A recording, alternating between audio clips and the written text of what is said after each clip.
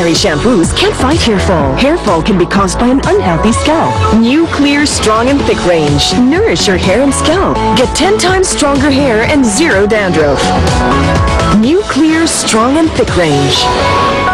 I've had it with just hair repair, so I used Cream Silk Damage Control. May hair reborn technology that protects my hair from damage, giving me up to 16 times less split ends.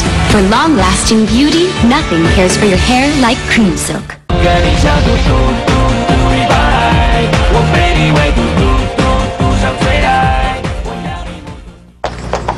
Lita!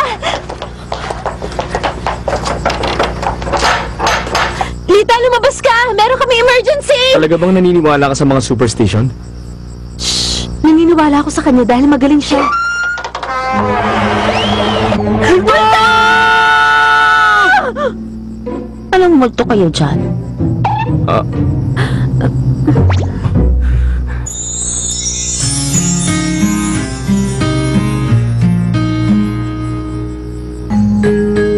Pero bakit ganun?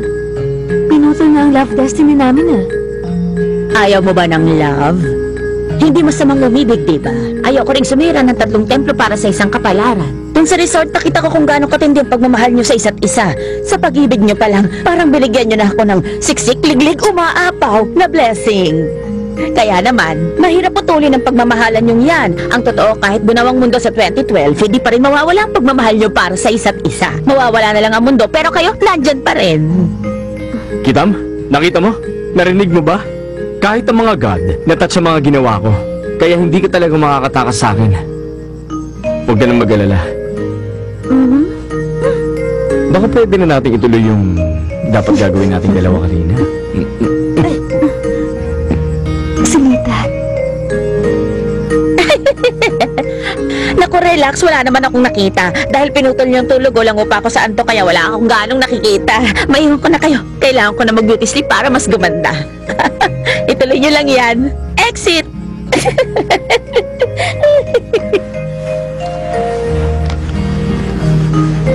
Ba't di ba nahihiya? Di naman to first time Oo na. Okay. Aaminin ko na sa'yo, nung nandun tayo sa resort, meron nangyari sa ating... alam mo na. So, yun yung first time. Parang hindi. Ang naaalala ko, nangyari yung una sa construction site dahil sa paparazzi. Yun ang dahilan kaya sinugod mo ko nun sa resort, hindi ba? Ha? Walang ganyan, no? Ikaw ang amata...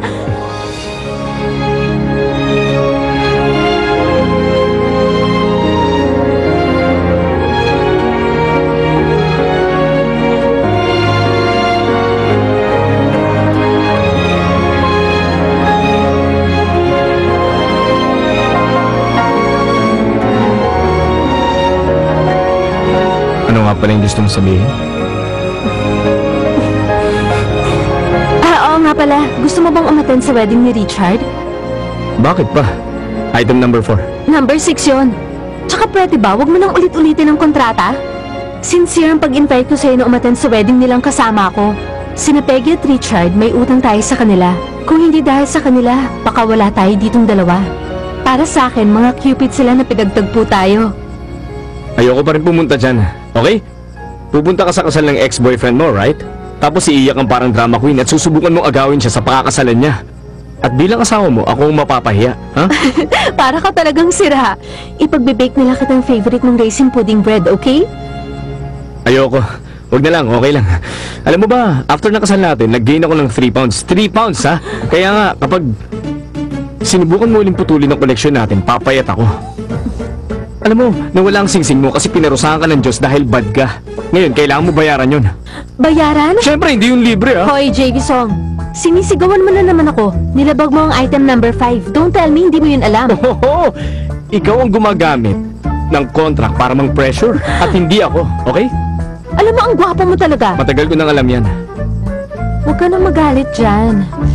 Kasi pag nagagalit ka, lumalaki ang nostrils mo. Parang sa dragon. Alam mo ba? Dragon nga akong kumakain ng baboy mo, kaya lagot ka!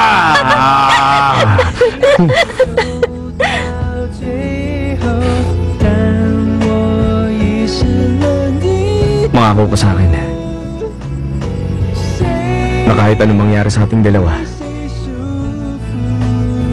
na kahit sino pa ang unang bumitiw sa atin, magiging ganito tayo lagi. Huwag na natin isipin ng ibang tao sa mundo.